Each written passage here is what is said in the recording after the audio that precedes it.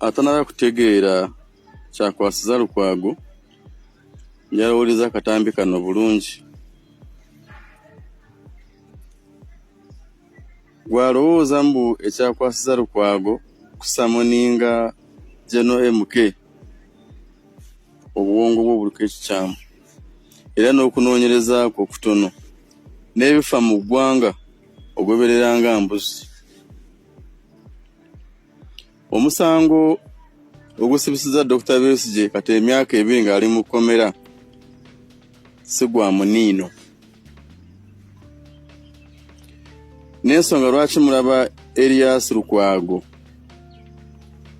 abuza omusango guno ne banne tebaagala kugende mu kooti, tebaagala guwulirwe, waliwo ensonga gye beewala. Ensonga gye beewala wandyagadde okugimanya yeri luddawa. Obujulizi bwe bunaatandika okujja ne Lukwago bumuzingiramu, kubanga y'omu ku bantu abaali mu lukwe olw'okuwamba gavumenti n'okutta Pulezidenti Museveni. Bwe mbanga mujjukira waliwo propaganda Erias Lukwago gwe yatandikawo okwagala okujeemesa Bannayuganda obutaviira emmotoka za Pulezidenti nga ziyitawo, n'okubalowoolesa mu Pulezidenti bw'abanga akyali mu kinaabiro nga atandise okunaaba nga n'amazzi teganaba kutandika kuvaayo mu shawa nga bayimiriza emmotoka. Eyo propaganda n'agiteeka mu Bannayuganda awo baali babalira mu abantu batandika okuba nga bajeemera emmotoka za Pulezidenti zitambule empola bamumalirize. Obujulizi obuva mu mawanga g'ebweru gye bafunanga meetings obuli ku zi video, obuli ku zi audio, obuli ku screenshot ne Lukwago bumutwaliramu, Ssemujju bumutwaliramu, Salaamu Musumba bumutwaliramu, fayiro ngazi ate bonna bagenda kukwatibwa. Kati okuddira omusango guno n'obutemu buno baali baagala okusula ku nsi yaffe babuyingize mu politics bya kisiru ate bigenda kubayamba. Lukwago bagenda kukusiba n'amannege bagasibe n'enseke ze baakuteeka mu kabina mw'opamira nazo bazisibe. Olyoka otegeere teno gavumenti yabayeekera. Kye mwali mu planning nga kyali kinene, abazungu babalyamu olukwe era bwino weeri bajja bakwata, bajja basiba ate bajja bawozesa.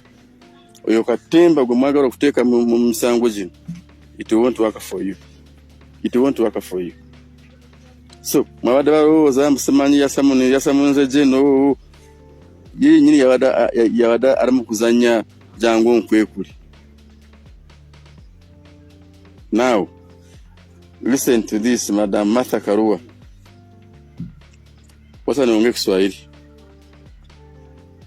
Unakumbuka mara ya kwanza ukiingia hapa ati wewe unasimamia Besigye kwa kotini, ulikuwa umeparara, ukakaa hapa, ukakula, ukalala vizuri, ukaoga, ukang'ara. Na by the time you went back to Kenya ulikuwa umeng'ara, na uling'ara kabisa. But usifikirie this government sisi ni wajinga. Matter of time kwa muniino. N'ensonga lwaki mulaba Erias Lukwago abuza omusango guno ne banne tebaagala kugende mu kooti, tebaagala guwulirwe, waliwo ensonga gye beewala.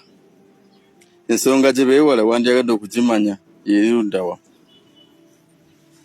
Obujulizi bwe bunaatandika okujja ne Lukwago bumuzingiramu, kubanga y'omu ku bantu abaali mu lukwe olw'okuwamba gavumenti n'okutta Pulezidenti Museveni.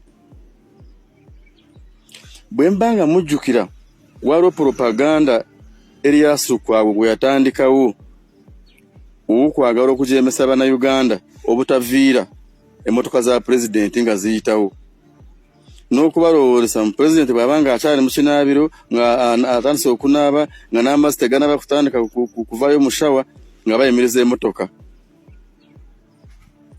Eyo eyo propaganda n'agiteeka mu bannayuganda awo baali babalira mu abantu batandika okubanga bajja emirimu za pulezidenti zitambule empola bamumalirize.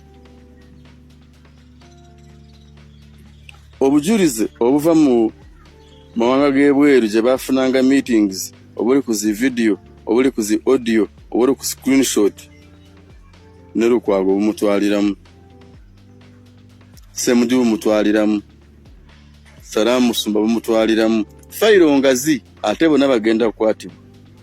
Kati okuddira omusango guno n'obutemu buno baali baagala okusula ku nsi yaffe babuyingize mu politics bya kisiru ate bigenda kubayamba.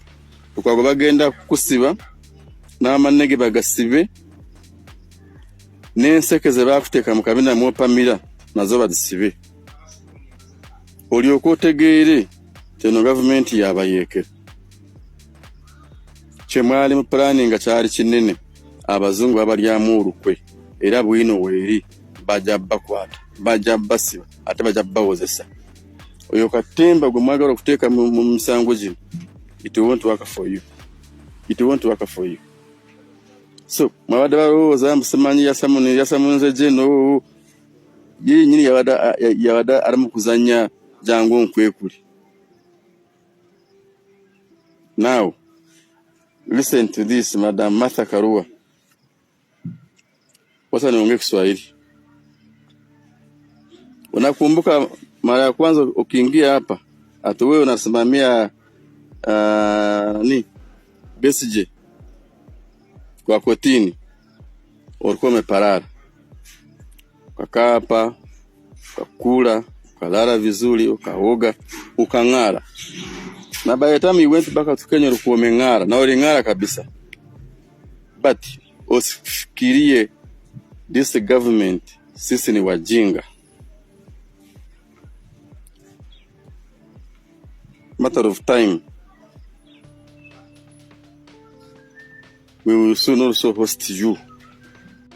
Salaamu Musumba bumutwaliramu, fayiro ngazi ate bonna bagenda kukwatibwa.